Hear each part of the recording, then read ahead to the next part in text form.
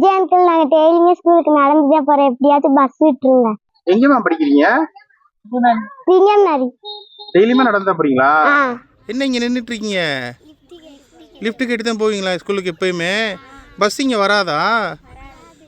Lift கேட்டு தான் போவீங்க. நீங்கள் என்ன படிக்கிறீங்க? எங்களுக்கு உங்கள் பிள்ளை மாதிரி தான் நாங்கள் ஓட்டு போட்டோம். நாங்கள் இம்புட்டு நாள் விட்டு இப்போ உங்களுக்கு தான் போட்டோம் ஓட்டு. எங்கள் பிள்ளை மாதிரி நாங்கள் நினச்சித்தான் போட்டுக்கிறோம். நீங்கள் எங்கள் வழியை விடுங்க. பஸ்ஸு தோதில் எங்கள் பிள்ளையெல்லாம் நடந்து போகுதுங்க. எங்களுக்கு நல்ல வழியை விடுங்க. ஒரு பஸ்ஸு தோது 8:30 9 மணிக்கு, சாயங்காலம் ஒரு 5:30க்கு சிங்கம்னாரிக்கும் பிராமலைக்கும் விடுங்க. பிள்ளையெல்லாம் நடந்து போகுதுங்க. பயமா இருக்கு சின்ன சிறுசிகளை போக விடுறதுக்கு.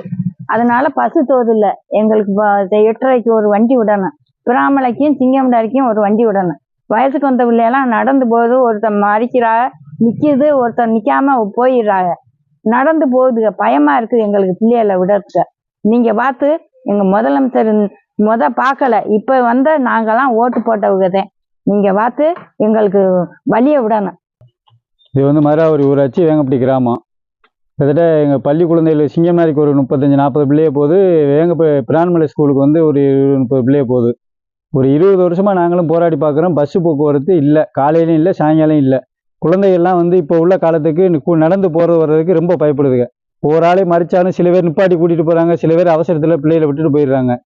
இதுக்கு முன்னாடி உள்ள அரசு எப்படி இருந்துச்சுன்னு நாங்களும் போராடி பார்த்தா ஒன்றும் நடக்கலை.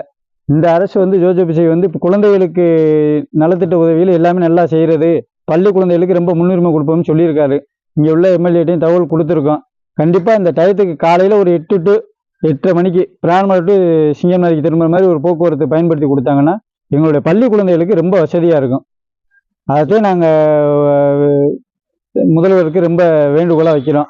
எங்களுடைய குழந்தைகள் ரொம்ப கஷ்டப்படுறாங்க. இப்போ உள்ள காலகட்டங்கள்லாம் ரொம்ப மாறிக்கிட்டு இருக்கு. பிள்ளைகளை நம்பி அனுப்ப முடியல. 10th 12th 2 பக்கமும் பிள்ளைய கலந்து போய்கிட்டு இருக்காங்க. ஒரு பஸ் வசதி செஞ்சு கொடுத்தாங்கன்னா முதல்வரையாவுக்கு நாங்கள் வைக்கிற கோரிக்கை அதுதான். எந்த நேரத்துக்கு இப்போ பஸ் இருக்கு? பஸ்ஸே இல்லை. காலையில் 6 மணிக்கு தான் பஸ்ஸு. அதோட பஸ்ஸே இல்லை. 20 வருஷமாவே இப்படிதான் இருக்கு. 20 வருஷமா இப்படித்தான் இருக்கு. நாங்கள் முதல்ல 2 சொல்லி பார்த்தோம். அவர் அமைச்சர்ட்டையும் சொன்னோம். இதுவரையும் எங்கள் ஊரில் தேரா நாதியா இருக்கு. இது ஊரா இல்லை காடானே தெரியல. சிங்கம்னாரிக்கும் வேங்கப்பட்டிக்கும் எவ்வளோ தூரம்? பிரான்மலைக்கு? சிங்கம்னாரிக்கும் வேங்கப்பட்டிக்கும் 5 கிலோமீட்டர், வேங்கப்பட்டிக்கும் பிராமலைக்கும் 4 கிலோமீட்டர். இதுவரையும் குழந்தைகள் நடைபயணம் தான். முதல்வர் அம்மா சைக்கிள் கொடுத்து, ஜெயலலிதா கொடுத்ததுனால சைக்கிளில் கொடுத்த பிள்ளைய சைக்கிளில் போகிறாங்க. சைக்கிள் இல்லாதவங்க நடந்துதான் போகிறாங்க. முன்னாடி உள்ள காலங்கள் ரொம்ப மாறிடுச்சு. இப்போ பிள்ளைகளை அனுப்பவே பயமா இருக்கு.